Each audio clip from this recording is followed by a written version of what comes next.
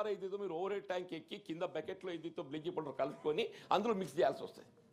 Unless village to village మీరు ఈ bleaching powder mixing అనేది జరపలేకున్నట్టయితే ఇది సాధ్యమేది కాదు. The very purpose is being deviated. అసలు మీరు భగీరథ స్కీమ్ అప్రూవల్ సందర్భంగా ప్రభుత్వం ఆలోచన ఒకటి చేస్తుంది, నీరు ఏదైతే ప్యూరిఫైడ్ వాటర్ అందించాలని చెప్పాను. అది ఏ మేరకు టెక్నికల్గా సాధ్యమవుతుంది, అందులో ఉండేటువంటి సమస్యలు ఇబ్బందులు ఏంటనేది గమనించి ప్రభుత్వానికి సూచన చేయాల్సిన ఇంజనీరింగ్ అధికారులు ఏదైతే ఉందో ఈ క్లోరినేషన్ ప్రభావం ఏ మేరకు ఉంటుందని చెప్పని మీరు అబ్జర్వ్ చేయలేకపోవడం కొంత అంటే it's really unfortunate I'm telling.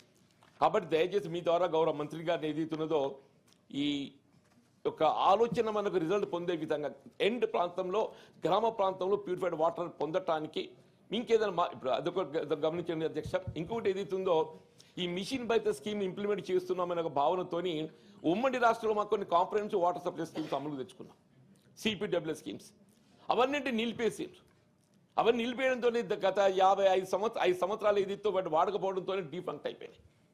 ఇప్పుడు భగీరథ నీరు మనం సక్రమంగా పొందలేకపోవడంతో ఏదైతుందో ఇప్పుడు దీన్ని పొందలేకపోతున్నామో గతంలో ఏవైతే నిర్మాణం సిపిడబ్ల్యూ స్కీమ్స్ ఏదైతే ఉందో వాటి వినియోగించుకోలేకపోతున్నాం.